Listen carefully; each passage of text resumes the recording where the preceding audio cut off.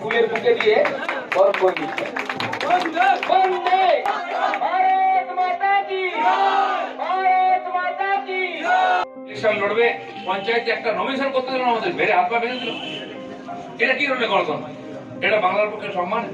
সেই জন্য আমরা বাংলার পরিবর্তন চাইছি, লড়াই করছি। এত মার কাট খুনোখুনি সত্ত্বেও এখন বাংলার মানুষ বিশ্বাস করেছেন। তাই যে পার্টিটা এতদিন ওই ঘুঘুর বাসা ছিল, সকাল সন্ধ্যা ভেঙে যাচ্ছে। এমএলএ, এমপি, মন্ত্রী, পঞ্চায়েত সব পালাচ্ছে, খালি পিসি ভাইপো থাকবেন, বাকি সব খালি হয়ে যাবে। অফিসে দরজা খোলার লোক পাবেন, আমি বলে দিচ্ছি।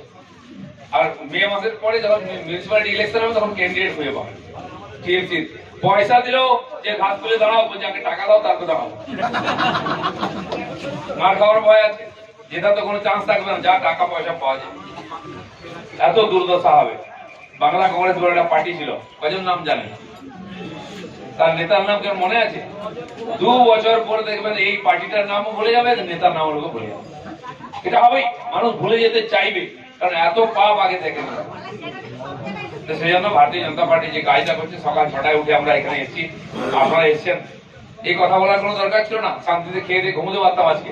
কিন্তু আজ পশ্চিমবাংলাকে বাঁচাতে হবে, আমাদের ছেলে মেয়েদের ভবিষ্যৎ ঠিক করতে হবে, এখানকার শিক্ষা ঠিক করতে হবে, এখানকার শিল্পকে বাঁচাতে হবে, এখানকার সংস্কৃতিকে নিয়ে আসতে হবে। বাঙালি হিসেবে আমরা গর্ব করতাম, সেই পরিস্থিতি নিয়ে আসতাম, তাই বিজেপি লড়াই করছি। আর যেখানে যেখানে বিজেপি ক্ষমতায় আছে সেখানে পরিবর্তন হয়েছে। তাই বিহারে 4বার আমাদের মুখ্যমন্ত্রী হলো, মানুষ বারবার জিতাচ্ছেন, ভোট বাড়ছে, সিট বাড়ছে। পশ্চিমবাংলাকেও আমরা একবার পরিবর্তন করতে চাই, আর সবাইকে সুযোগ দিয়েছেন, একবার বিজেপিকে সুযোগ দিন। আমরা কাউকে হতাশ করি, নিরাশ করি, প্রচার করি। বাংলার পরিবর্তন বিজেপির দ্বারাই হবে। সোনার বাংলা আমরা স্বপ্ন দেখেছি, সেটা আমরা সবাইকে নিয়ে করব, সবাই মিলে লড়বো, সোনার বাংলা গড়বো। মন্ত্রী মুচকি হাসলেন, বলে বাবা আপনাকে কেউ বিশ্বাস করে টাকা পয়সার ব্যাপারে? যা রেকর্ড আপনার। কোর্টে গেছে লোকেরা, কোর্ট জিজ্ঞেস করেছে কেন টাকা দেননি। আজ বাধ্য হচ্ছেন টাকা, কারণ কি? অ্যাকাউন্টে টাকা আসবে, ভাইরা কাটমানি পাবে না, ওদের দেবে না। সারা দেশে 9 কোটির বেশি চাষি টাকা পেয়ে গেল, বাংলা একজনও পায়নি। সে টাকা অ্যাকাউন্টে আসবে। তো মোদীজির দূরদর্শিতায় আমরা বেঁচে গেছি, দেশ বেঁচে গেছে। আর যদি অ্যাকাউন্ট না খোলা হতো, আপনি ভাবুন, যদি বলা হয় যে তমলুক অমুক জায়গায় 500 টাকা করে দেওয়া হবে, লোক আসতো কি করে? গাড়ি ঘোড়া বন্ধ, হলদিয়ার থেকে ওর থেকে বাড়ির পাশে ব্যাংকে যান, টাকা তুলে নিয়ে চলে আসুন। এটা মোদীজির দূরদর্শিতা হয়েছে। 1 পয়সা এদিক ওদিক হবে না, কেউ কাটমানি খেতে পারবে না। সাধারণ মানুষের, গরিব মানুষের প্রয়োজনে চাল ডাল দিলেন, গ্যাস দিলেন, বাজার করার টাকা দিলেন। কি চাই আর বাঁচার জন্য? এটা প্রধানমন্ত্রী দিয়েছেন গরিব মানুষকে। তাই দিদিমণি যত মিথ্যা কথা বলুন, কেউ বিশ্বাস করবে না। এতদিন ঢপ দিয়ে 10 বছর চালিয়ে যান। স্বাস্থ্যসাথীর কার্ড দিচ্ছেন, সেই স্বাস্থ্যসাথীর কার্ড নিয়ে কি হয়েছে? একটা লোক বলুন যে পয়সা পেয়ে। আপনি প্রাইভেট হসপিটালে যাবেন, প্রথমে বলবো ওই কার্ডটা চলবে না। তারপর যদিও চিকিৎসা হয়, আপনাকে পুরো বিল দিতে হবে। ধরুন 2 লাখ টাকা বিল, আপনি দিন, বলে সরকার ফেরত দেবে, কোনো ভরসা নাই। তাই কেউ নিচ্ছে না। 3.5 কোটি হয়েছিল, এখন বলছে 10 কোটি লোককে দেবে। 10 কোটি লোককে যে কার্ড দেন, তার যদি 5% মানুষও প্রতি বছর চিকিৎসা করায়, 5 লাখ টাকা করে চায়, 50,000 কোটি টাকা রাজ্য সরকারের খরচা হবে। অথচ বাজেট মাত্র 12,000 কোটি টাকা। পুরোপুরি মানুষকে বোকা বানানোর চেষ্টা করছে। বাবা, 10 বছরের মানুষ অনেক চালাক হয়ে গেছে আপনাকে দেখে, কেউ বোকা হবে না। আয়ুষ্মান যোজনা 5 লাখ টাকা দিচ্ছেন মোদীজি, দিন না কার্ড, চেন্নাই গিয়ে চিকিৎসা করবো, মুম্বাই করবো। কালকে আমাকে একজন ফোন করেছে মেদিনীপুরে, তার বাবা এখানে কোভিড হয়েছিল, ঠিক হওয়ার পরে আবার এসছে, খুব অসুস্থ, ভেন্টিলেশনে, এমসি আছে কটকে। বলছে একটু বলে দিন, বিল নিচ্ছে। দিদির কার্ড তো চলে না ওখানে, তো এই রাজ্যের কার্ড ওখানে কি করে চলবে? মোদির কার্ড চলে, সেটা কিন্তু মোদিজির কার্ড সারা দেশ লোক পাচ্ছে। আর এটা তখন সম্ভব যদি এখানে বিজেপি সরকার আসে। দিদিমণি কাউকে পেতে দেবেন না, নিজেও দেবেন না, খালি ভয় যে বিজেপির নাম হয়ে যাবে, মোদির নাম হয়ে যাবে। মোদীকে আটকেও আপনি 2 কোটি 30 লাখ ভোট আমাদের দিয়েছিল। সেই জন্য মানুষকে বঞ্চিত করে আপনি কিছু করতে পারবেন। মানুষ চালাক, বোঝে আছে, কেউ আটকাতে পারবে না। টিভি চ্যানেল লোককে ধমকাচ্ছেন, পেপারের লোককে ধমকাচ্ছেন, যাতে সত্য কথা না লেখে। ধমকে কারো মুখ বন্ধ করা যায় না। সোশ্যাল মিডিয়া আছে, এক্ষুনি এই যে আমি বলছি সব বেরিয়ে যাবে, লোকের কাছে লক্ষ লক্ষ কাছে ছবি পৌঁছে যাবে, আমার বক্তব্য পৌঁছে যাবে, মিডিয়া না দিলেও চলবে, সাধারণ মানুষ করবে, আমাদের কর্মীরা করছেন, ওদের সত্যকে কেউ চাপা দিতে পারবে না। তাই দিদির খুব কষ্ট, আমাদের লোকেদের কেস দিচ্ছেন, জেলে ঢোকাচ্ছেন, মারছেন, টাঙিয়ে দিচ্ছেন, প্রায় 132 জন 34 জন কর্মীকে মেরে টাঙিয়ে দিচ্ছে। 29,000 কেস আমাদের কর্মীদের ফলস কেস, যারা বসে আছে সবার নামে কেস, আমার তো 40টা কেস। কেন কেস দেয় আমি জানি না, যে দেয় সেও জানে না, যে থানায় যাই ঘুরে আসে সেখানে একটা কেস দিয়ে দেয়। আজকে এখানে কোর্টে যাবো তমলুকে, আমি কবে এসেছিলাম কেস দিয়ে রেখে জামিন নিতাম, মাটিতে একটা কেস আছে, আরো দুটো জামিন হয়ে গেছে।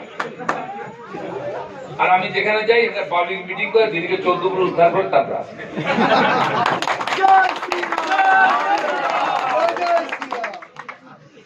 তো গতবার আমি গেছি কাঁথিতে, তখন লকডাউন এসব চলছিল, করোনা। তা আমি যখন ভিতরে যাচ্ছি, জয় সাহেব বলছি না না না এখানে আসতে না বলুন, না বলুন, ওই বারের মধ্যে বসান। ওখান থেকে আমাকে ভার্চুয়ালে দেখালেন ভিডিও কনফারেন্সে, আমি এসেছি। উকিল বাবু হ্যাঁ যে দিলীপ বাবু এসে দেখে নি, তাও করতে হচ্ছে।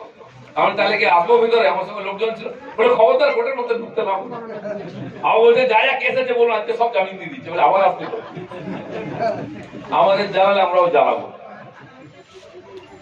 সেদিন বর্ধমান কোর্টে গেছি, 300 বাইক নিয়ে র্যালি করে পুরো শহর জাম, কোর্ট জাম হয়ে গেছে। আমি ডাকলে কিন্তু এটাই হবে, ফালতু কেস দিল। কত রকম ভাবে মানুষকে আপনারা কষ্ট দেবেন, সত্য কথা বলা চলবে না, প্রতিবাদ করা চলবে না, মেরে দেবেন, টাঙিয়ে দেবেন। মহিলাদের উপরে কি অত্যাচার চলছে? গ্রামে গঞ্জে শহরে রোজ খুন, ধর্ষণ, হত্যা হয়ে যাচ্ছে, কোন প্রতিকার নেই। একটা লোকের ফাঁসি হচ্ছে, সাজা হচ্ছে, সব পার্টির লোক, ছোট ছোট দিদির ভাই বলছে দুষ্টু ছেলে। এত দুষ্টু ছেলে কোথা থেকে এলো? মুম্বাইতে, দিল্লিতে, হায়দ্রাবাদেও এরকম ঘটনা হয়েছিল। তার 6 মাসে 8 মাসের মধ্যে সাজা ঘোষণা হয়ে গেছে, ফাঁসি হয়েছে দিল্লিতে। হায়দ্রাবাদে যারা ফাঁসির আসামি ছিল, পালাচ্ছিল, পুলিশ গুলি করে মেরেছে। আর এখানকার পুলিশের হিম্মত আছে একটা ধর্ষকের কোমরে দড়ি বাঁধা? হলদিয়াতে মাকে আর মেয়েকে ধর্ষণ করে জ্যান্ত পুড়িয়ে দেওয়া হয়েছে কিনা? জেলায় জেলায় এরকম হচ্ছে।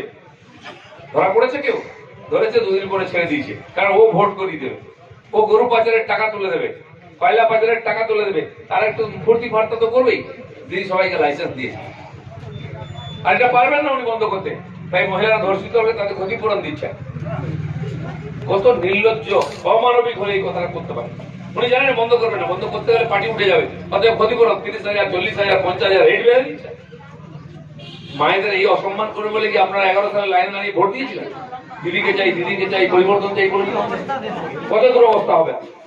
পশ্চিমবাংলার যে মন মানসিকতা আজ ক্ষতবিক্ষত হয়, সংস্কৃতিকে আজকে প্রদূষিত করে দেওয়া হয়েছে। এক তো চাকরি দিতে পারছেন না, ছেলেপুলে চলে যাচ্ছে পশ্চিম ভারতে, গুজরাট, হরিয়ানা, মহারাষ্ট্রে, চিকিৎসার জন্য চেন্নাই, মুম্বাই, পড়াশোনার জন্য ব্যাঙ্গালোর। তো এখানে কি জন্য? যে প্রাণটা যেটাও বাঁচবে না। এখানে বড় বড় হসপিটাল আছে, সুপার স্পেশালিটি, কেউ অসুস্থ হয়েছে, গেছেন রাত্রে, জ্যান্ত ফেরার চান্স নেই, ডেথ সার্টিফিকেট নিয়ে আসতে হবে। ডাক্তার, নার্স কিছুই নেই। আমাদের মেদিনীপুরের লোকেরা উড়িষ্যায় চলে যায়, কটক, ভুবনেশ্বর। সারা বাংলায় যার টাকা পয়সা, নাহলে জমি বাড়ি বিক্রি করে ভেলোর যাচ্ছে, চেন্নাই যাচ্ছে চিকিৎসা করতে। কিসের জন্য আপনি আর কেন ভোট দিচ্ছেন? আপনাকে খালি বাড়ি গাড়ি করে রেখেছেন, ভোট নেওয়া। তাই এই ধোকাবাজি সরকারের অবসান দরকার আছে, পরিবর্তন দরকার আছে। পশ্চিমবাংলার মতো করে বাঁচতে হবে, তার শিক্ষাকে বাঁচাতে হবে, সৃষ্টি কালচারকে বাঁচাতে হবে, তার শিল্প বাঁচাতে হবে, আইন শৃঙ্খলা ঠিক করতে হবে। আপনারা ভেবে দেখুন, এই যে লকডাউন হলো, বহু মানুষ আটকে গেলেন। আমাদের পশ্চিমবঙ্গে প্রায় 40 লক্ষ এরকম মানুষ যারা চাকরি করতে গেছেন অন্য রাজ্যে, তারা মাইগ্রেন্ট লেবার, তাদেরকে বাড়ি আসার জন্য দিদিমণি ট্রেনও চালাবেন না। অন্য রাজ্য হাজার হাজার ট্রেন চালিয়ে লক্ষ লক্ষ লোককে নিয়ে গেল, এখানে কাউকে আসতে দিল না। যারা বাসে করে আসছিল আটকে দিয়েছে, বিহার উড়িষ্যা বর্ডারে ঢুকতে দেয়নি। নিজের পয়সা এসছে, 3-4 হাজার টাকা ভাড়া দিয়ে, পুলিশ বলছে না হেঁটে যাও। আচ্ছা, আপনি ভাবুন ঝাড়গ্রাম থেকে পুরুলিয়া হেঁটে যাবো, আমরা যাবো, আমরা মুড়ি খাইয়েছি, গাড়ি ঠিক করে দিচ্ছি, গেছে। এত অমানবিক। আর এই যে 40 লক্ষ লোক, তারা যদি চলে আসে, আবার দিদি বলবে চাকরি দাও, আবার রেশনটা দাও, এই দাও ওই দাও, মিছিল করবো, অত মরাও। তো চাকরি বাকরিও নেই, বাইরে যেতে হচ্ছে, তাদের সঙ্গে অমানিক ব্যবহার করছেন আপনি। আগে আমাদের বাংলা এখান থেকে একটা বিপ্লবী সাপ্লাই করেছি আমরা সারা দেশে, দেশের স্বাধীনতার সময় রিপোর্ট দিয়েছি। এখান থেকে ডাক্তার পাঠিয়েছি, ইঞ্জিনিয়ার পাঠিয়েছি, IAS IPS পাঠিয়েছি, সায়েন্টিস্ট পাঠিয়েছি। আমার তো পূর্ব মেদিনীপুরে গ্রামে গ্রামে ছেলে বাংলার বাইরে বা দেশের বাইরে আছে। সেনা প্রধান এয়ারফোর্স, নেভি, আর্মিতে আমাদের বাঙালিরা প্রধান হয়েছেন। আর আজ আইএস, আইপিএস দেখুন, যারা ডিএমএসপি বসে আছে সব বাঙালি নেই। মিনা, রাও, মিশ্র, পান্ডে, সিং, কেন এখানে হয় না? সিপিএম থেকে আরম্ভ করে পড়াশোনা শেষ করে দিয়েছে, আর আইএস যাবে না। ওখান থেকে আইএস, আইপিএস আনবো, ইঞ্জিনিয়ার, ডাক্তার আনবো, আর এখান থেকে মাইগ্রেন্ট লেবার পাঠাবো। এই বাংলা লেবার সাপ্লাই হওয়াই না। কে করেছে? সিপিএম করেছে। লোক তাকে বিদায় করে টিএমসি গেল, তারা খারাপ করেছে, বাঙালিকে ভিখারি করেছে। যেটুকু মান সম্মান ছিল, বাঙালি সবাইকে চুরি করতো না, দুর্নীতি করতো না। আর উপর থেকে নিচে দেখুন, তাদের পার্লামেন্টের মেম্বার থেকে পঞ্চায়েতের মেম্বার সব চোর, সবার নামে এফআইআর। দুয়ারে দুয়ারে সরকার হচ্ছিল তো, ওই কর্মচারীরা গেছে, নেতারা যায়নি কেউ। এখন বলছেন কি পাড়ায় পাড়ায় সমাধান, নেতারা যাবে, মানে যা নেতার পোস্ট না বেঁধে রেখে দেয়, আম গাছে মাছ গাছে বেঁধে রেখে দেয়। লোক তো খুঁজছে টিএমসি নেতারা কোথায়। আগে বড় বড় হোর্ডিং লাগানো হতো দিদির নামে, কি বাংলার গর্ব, হ্যাঁ বাংলার গর্ব, তারপর সততার প্রতীক উঠে গেছে। ছোট ছোট নেতাদের ফটো থাকতো। আমি বলছি আপনাদের টাঙাতে হবে না, এই মাসটা যাক, লোকে চৌরাস্তায় টাঙিয়ে দেবেন নেতার ছবি। এই বেটা আমার 10 লাখ টাকা নিয়েছে, এই আমার বাড়ির টাকা 20,000 টাকা নিয়েছে, এই আমার ছেলের চাকরির জন্য মাস্টারের জন্য 10 লাখ নিয়েছে, বলে সব টিএমসি নেতাদের ছবি টাঙানো মোস্ট ওয়ান্টেড হবে। লোক খুঁজছে ওদেরকে, কোথায় গেল? আর এটাই হবে ইলেকশনের পরে, যে 3 তলা বাড়ি করেছে ওখানে থাকতে পারবে না, যে নতুন চকচকে গাড়ি কিনেছে ওটা চড়তেও দেবো না, যে রেশনের চাল ঝেড়েছে ভালো চাল সেটা খেতেও দেবো না, যেহেতু ভাত খেতা। সেই পরিস্থিতি তৈরি হবে এখানে। মানুষজন এত বড় প্রতারণা আগে কেউ করেনি। সেই জন্য দেখুন, পুরো ইলেকশন বন্ধ করে দিয়েছে। প্রায় 118টা মিউনিসিপ্যালিটি কর্পোরেশন ভয় করছে না যে বিজেপি জিতে যাবে। 1.5 বছর ধরে আপনি একটা কার্ডিও সার্টিফিকেট আনবেন, কাস্ট সার্টিফিকেট আনবেন। তো এই যে ভয়ঙ্কর সংকট গেল, গত বছর গেছে, এই বছর সবাই ভালো থাকুন। নতুন বছরে আমি সবাইকে শুভেচ্ছা জানাই। নতুন বছরে পশ্চিমবঙ্গে নতুন সরকার আসবে, নতুন বাংলা আমরা তৈরি করব, এই শপথ নিতে হবে। পরিবর্তন শুরু হয়ে গেছে সারা পশ্চিমবঙ্গে। পরিবর্তন এমন জায়গায় পৌঁছেছে, টিএমসির লোকেরা রাত্রে ঘুমোতে পারছে না, খেতে পারছে না, স্নান করতে পারছে না। সকালবেলা যে নেতা দিদিমণির সঙ্গে জল খাবার খায়, চা খায়, বিকালে বলে আমি আর টিএমসিতে নাই। যে দুপুরবেলা ভাত খায়, রাত্রে গিয়ে বলছে এখানে দম বন্ধ হয়ে আছে, আমি আর থাকতে পারবো না, ছেড়ে যাচ্ছি। দিদিমণি ভাইদেরকে নিজের হাত পা কেউ বিশ্বাস করতে পারছে। যে মানুষের জীবন, মানুষকে জীবনে বিশ্বাস করেনি, আজকে মানুষ তাকে বিশ্বাস করছে না। এই প্রতারণা, বিশ্বাসঘাতকতার রাজনীতি বন্ধ হওয়ার দরকার আছে। মির্জাফরকে আমরা ভুলে গেছিলাম না, মনে করাচ্ছে। সমাজের সঙ্গে যারা প্রতারণা করে তাদের এই দুরবস্থা হয়। নিজের যারা মানুষ, যারা তাদের জন্য লড়াই করেছে, রক্ত দিয়েছে, ঘাম দিয়েছে, তাদেরকে আজকে অসম্মান করা হচ্ছে। আমি বলছিলাম, তারাই বলছেন, তাই ছেড়ে চলে আসে। অনেকে বলছেন যে এই নেতারা তো একদিন আমাদের মেরেছে, একদিন ওইদিকে ছিল, এদের বিরুদ্ধে লড়াই করেছে, আজকে আসছে কেন? আসছে এই জন্য যে হচ্ছে ভালো বিকল্প ছিল না। মার্কেটে যেই মালটা আসবে প্রথম ওটাই লোকে নেবে, ভালো মাল এলে ভালো নেই। যখন আম উঠে প্রথম নতুন নতুন দেখবে কাঁচা আম কার্বাইড দিয়ে পাকিয়ে নিয়ে আসে, সেটা কিনে নিয়ে এসে খায় লোকে বেশি টাকা দিয়ে, 50 টাকা দিয়ে হিংসা করে আম খায়। যখন গাছ পাকা বেরোয় সেটা 20 টাকা 25 টাকা হয়ে যায়, কারণ আগে খেতে হবে, ওখান থেকে মুক্তি পাই। কিন্তু পাবেন কি করে, কোথায় যাবেন? যাওয়ার জায়গা ছিল না।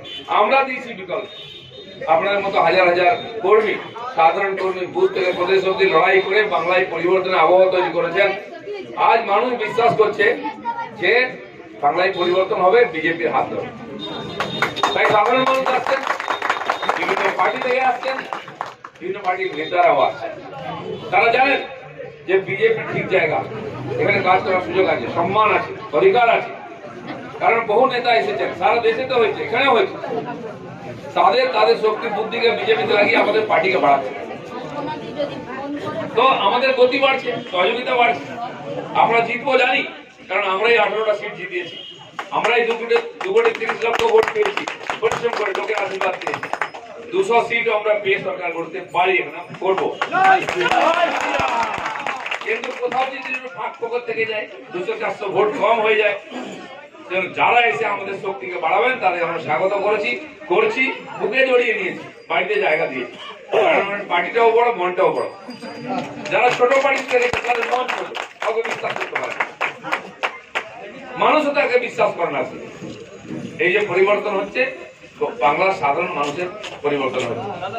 আমরা দেখেছি টিএমসি এসছে, একটা নন্দীগ্রাম একটা সিঙ্গুরে আন্দোলন করে রাস্তাঘাট বন্ধ করে কারখানা বন্ধ করে জিতেছিল।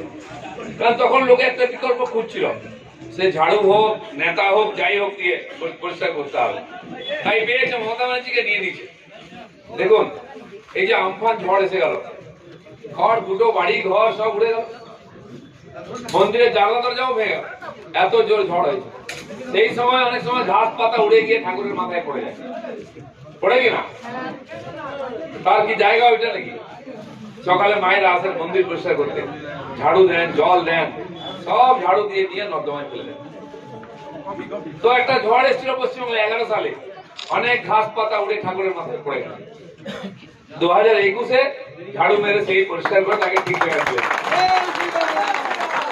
যার যে জায়গায় ওখানে পৌঁছে দিতে হবে। ঘাস পাতা ঠাকুরের মাথায় শোভা পায় না, নর্দমায় শোভা পায়, ডাস্টবিনে শোভা পায়, ওখানে রেখে দিন, ফেলে চাপা দিন সার হবে গর্তের মধ্যে। ভুল করে হয়ে গেছে ঝড়ের মাথায়। এখন যেটা আসছে সেটা হচ্ছে সুনামি, সব পরিষ্কার করে নিয়ে চলে যাবে, কিছু থাকবে না। আর এই খালি নন্দীগ্রাম নয়, খালি সিঙ্গুর নয়, আপনি চলুন কুচবিহার, কাকদ্বীপ, পুরুলিয়া, পশ্চিমবঙ্গের রাজ্যের কোনায় কোনায় আজকে পরিবর্তনের হাওয়া। আজকে সকালবেলা উঠে কত মায়েরা চলে এসেছেন, কে পলিটিক্যাল মিটিং শুনতে যায় মায়েরা, আজকে আমাদের কথা শুনতে এসেছেন। কালকে আমি ছিলাম বাঁকুড়া তালডাংরা, একেবারে অজ পাড়া গাঁ, কিছুই নাই, গরিব মানুষ, সেখানেও বিশাল সংখ্যায় সামনে মায়েরা বসে ভাষণ শুনছিলেন। যখন যাই আমি গ্রামে গঞ্জে দেখি রাস্তা দুই ধারে দাঁড়িয়ে থাকা মায়েরা নমস্কার করছে না, জয় শ্রীরাম বলে লাফানি। এই যে গ্রামে গঞ্জে জয় শ্রীরাম, আর আমাদের শুভেন্দু বাবু আর নতুন স্লোগান দিচ্ছেন, কৃষ্ণ কৃষ্ণ হরে হরে ঘরে ঘরে। তো আজকে আমাদের জীবনের সঙ্গে আমরা পার্টিকে মিশিয়েছি, সাধারণ মানুষ মিশিয়েছেন, কারণ মানুষ পরিবর্তন চাইছেন আর ভালো বিকল্প চাইছেন। একটা খারাপ থেকে একটা খারাপে কেউ যেতে চায় না। যখন দম বন্ধ হয়ে গেছিল লোক যা পেয়েছে নিয়ে নিচ্ছে, খিদে পেলে যা পাই খেয়ে নেয়, পেটও খারাপ হয়, তাই হয়েছে। এত খিদে ছিল ভালো মন্দ দেখিনি, পেট ভরেছে। তো আজকে মানুষ ভালো বিকল্প চাইছে, আমরা সেই বিকল্প দিচ্ছি, সারা দেশে দিয়েছি, কেন্দ্রের সরকার দিয়েছি, গরিব মানুষের সেবা করেছি, উন্নয়ন করেছি, মানুষ বিশ্বাস করেছে। বাংলার মানুষ পরখ করে নেন, যাকে একবার ধরেন সহজে ছাড়েন না। তাই আমরা পরীক্ষা দিতে প্রস্তুত। আমরা তো অধিকারের সঙ্গে বলছি, সব পার্টিকে আপনার সুযোগ দিয়েছেন, বিজেপিকে একবার দিন, আপনাদের স্বপ্ন সফল করবো। সারা দেশে মোদীজি করেছেন, আপনারা ভেবেছেন কোনদিন যে একজন প্রধানমন্ত্রী এসে বলবেন বাড়িতে শৌচালয় তৈরি করতে হবে? কেউ ভাবেনি। কি বলছে মোদী, আজকে কোটি কোটি লোকের বাড়িতে শৌচালয় হয়েছে, মায়েরা আশীর্বাদ দিচ্ছেন মোদীজিকে যে হ্যাঁ আমাদের মান সম্মান রেখেছে। গ্রামে গঞ্জে বাড়িতে পায়খানা নেই, মাঠে ঘাটে যেতে হয়, বৃষ্টির দিনে কি অসুবিধা, অসুস্থ হলে কি অসুবিধা, মান সম্মানের ব্যাপার মহিলাদের, সেটা দেখেছেন মোদীজি। মানুষের ছোট ছোট প্রয়োজন, তার মাকে দেখেছেন খড় কুটো দিয়ে রুটি তৈরি করছেন ঘরের মধ্যে, সেই ধোঁয়াতে তার মায়ের চোখেও জল, ছেলের চোখেও জল। উনি বলছে মায়ের চোখে জল একদিন মুছবো আমি। প্রধানমন্ত্রী হয়ে বাড়ি বাড়িতে গ্যাসের কানেকশন দিয়ে, কে ভেবেছিল কোনদিন? সে মায়েরা কোনদিন চিঠি লেখেনি, ফোন করেনি প্রধানমন্ত্রীকে, তার স্বামী দেয়নি গ্যাস, তার ছেলে দেয়নি, মোদী দিয়েছে। তাই গতবারে আমরা 17 কোটি ভোট পেয়েছি, এবারে 24 কোটি পেয়েছি এই মায়েদের আশীর্বাদে। মোদীজি বলেছেন বিহারে সবাই হেরে যাবে হেরে যাবে, টিএমসির লোকেরা তো মিষ্টি খাওয়া শুরু করে দিয়েছিল,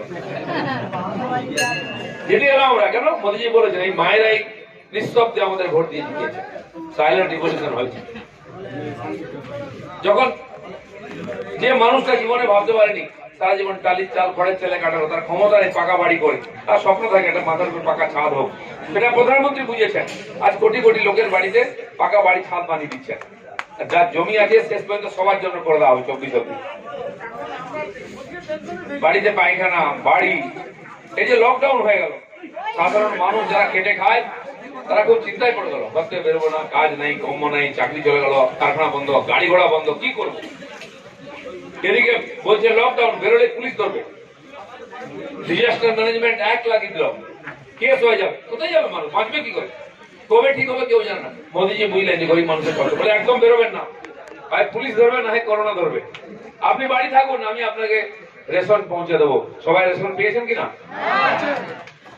কোন প্রধানমন্ত্রী কবে ভেবেছে? এখানে আয়লা হলো আমাদের, হাজার হাজার লোকের বাড়ি ঘর ভেঙে গেল, পরের দিন প্রধানমন্ত্রী পৌঁছে গেছেন, ঝড় থামতে থামতে। দিদিমণি ঘুম থেকে ওঠেননি তখন। তিনি বলেন চলুন, তাকে সঙ্গে নিয়ে ঘুরলেন আমাদের জেলা, পূর্ব মেদিনীপুর, দক্ষিণ উত্তর চব্বিশ কলকাতা। ঘুরে দেখলেন 1 ঘন্টায় দিদিমণিকে নিয়ে। দিদিমণি তো উঠেই টাকা টাকা করছে, 1 লাখ কোটি 1 লাখ কোটি, খালি টাকা ছাড়া কিছু বোঝে না। সাই যখন সবসময় টাকা থাকে, আর এত টাকা আছে কোথায় যে আমরা বুঝতে পারি না। ভাইদের পেট বড় হয়েই যাচ্ছে। মোদীজি নামলেন বসিরহাটে, একটা কলেজের একটা রুমে সব অফিসার মিটিং করলেন প্রধানমন্ত্রী। এর আগে কোন প্রধানমন্ত্রী কোন মন্ত্রী এসছে দেখতে যে মরে গেছে কি বেঁচে আছি। আইলাও তো হয়েছিল, সুন্দরবন বেঁচে গেছিল, কেউ আসে। দিদিমণি জানেন, মোদী তাকে নিয়ে দেখিয়েছেন, খালি টাকার হিসাব নেন সকাল এবং বললেন যে 1000 কোটি টাকা দিয়ে যাচ্ছি, রাখুন, বাকি দেখছি কি ক্ষয়ক্ষতি হয়েছে হিসাব করতে।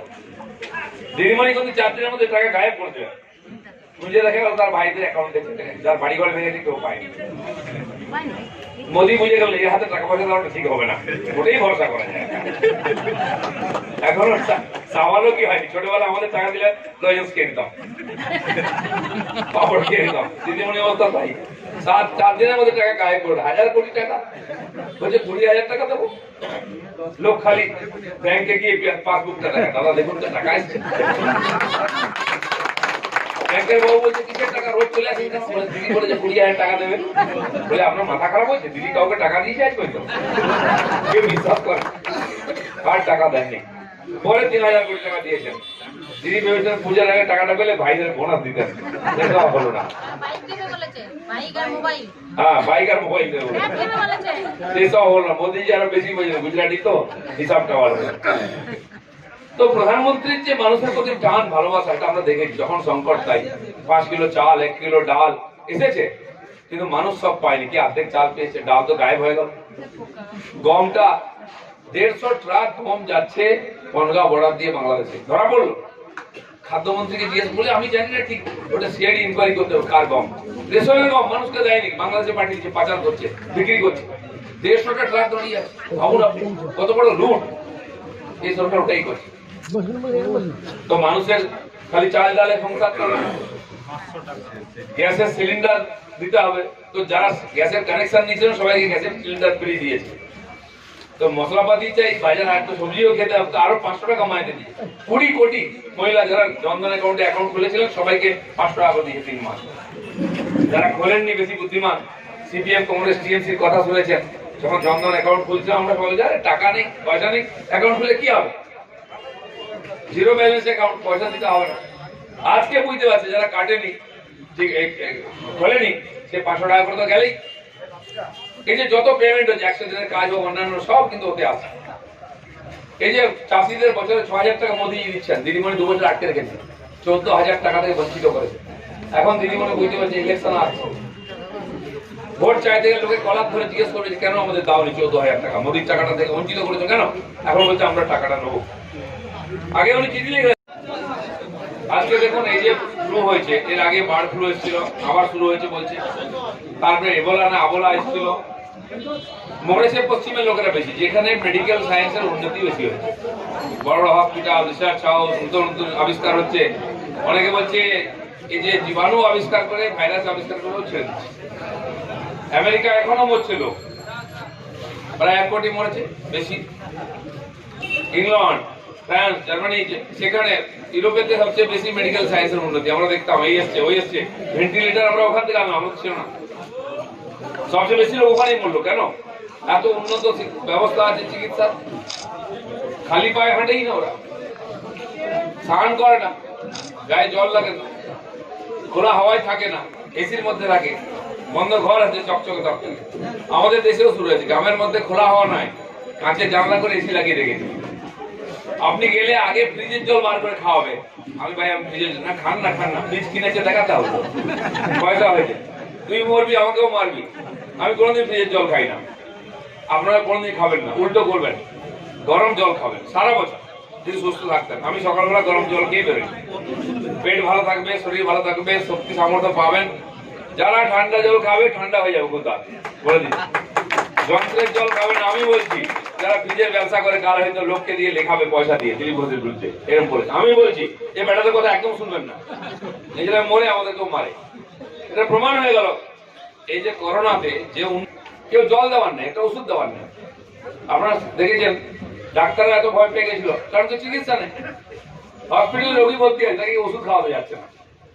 সে একটা চলন্ত ট্রলি করেছে, এখান থেকে রিমোট কন্ট্রোলে চালাচ্ছে, ওটা যাচ্ছে তার কাছে, রোগী যদি উঠতে পারে ওষুধ নেবে, খাবে, নামে মরলো।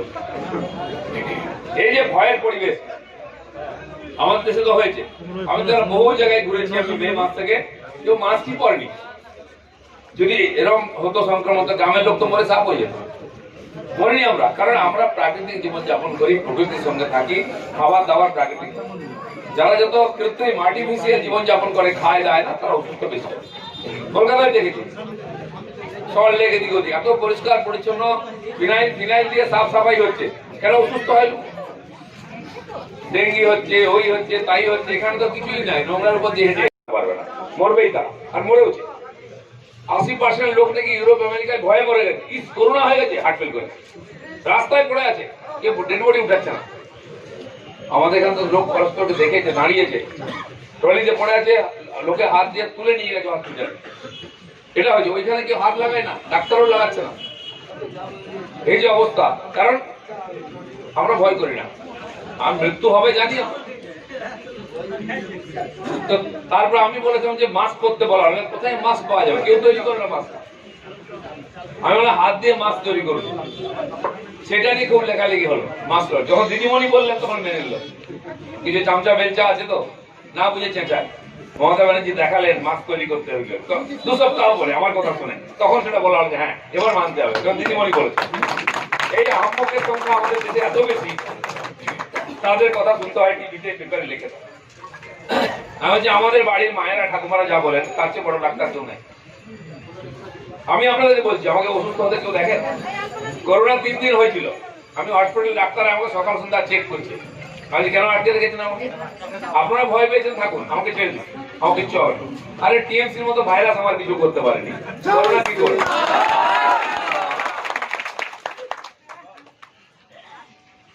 যারা বেশি চেঁচামেচি করলে এমএলএ মন্ত্রী, তারা অসুস্থ হয়েছে, মারা গেছে। দুর্ভাগ্য আমাদের জেলা একজন এমএলএ মারা গেছেন, বয়স্ক সমরবাবু। তো এই যে করোনা বহু মানুষকে নিয়ে গেছে, কারণ চিকিৎসা নেই, সচেতনতা ছিল না। প্রায় 100-র কাছাকাছি ডাক্তার মারা গেছে, পুলিশ অফিসার, অন্যান্য কর্মচারী, ব্যাংক পরিবহন কর্মচারী, সাফাই কর্মচারীও মারা গেছে। কিন্তু যারা সাফাই কর্মচারী সব পরিষ্কার করেছে, তারা কম অসুস্থ হয়েছে। ফুটপাতে যারা থাকে তারা কম অসুস্থ হয়েছে। যারা প্রকৃতির সঙ্গে থাকে, ভগবান তার শরীরে শক্তি তৈরি করে দেন, সে আটকাতে পারে। আর যে যত বেশি দূরত্ব বজায় রাখে, সেই বেশি অসুস্থ। যেন সাবধান, সতর্ক থাকুন, প্রাকৃতিক জীবনযাপন করুন, খাবার দাবার সেটাই খান যেটা এখানে পাওয়া যায়। আমাকে অনেক লোক এসে ফল খাওয়ান, তুই মালয়েশিয়া থেকে নিয়ে এসছে, যে ইন্দোনেশিয়া থেকে নিয়ে এসছে ফল, এটা কি বাপের জন্য দেখিনি কোনো, এটা কি খায়? বলে হ্যাঁ, এটা খেলে শরীর ভালো থাকে। মানে তাহলে তো ওখানে কেউ অসুস্থ হতো না। তা আমাদেরকে আম, জাম, পেয়ারা, কাঁঠাল যা ওটা খাবেন, তাহলে সুস্থ থাকবেন। শাক খাবেন, সাধারণ সবজি যেটা হয় ওটা খাবেন, অত্যধিক সার না দিয়ে করলেই ভালো। এখানে নদীতে পুকুরে যে মাছ হয় ওটাই খাবেন। অনেকের বাড়িতে গেলে কি আমাকে খুব জয় শ্রীরাম, চা আছে, কফি, এতে গেলে কথা বলি আর কথা শুনি। সকাল বেলায় সবাই উপস্থিত হয়েছে।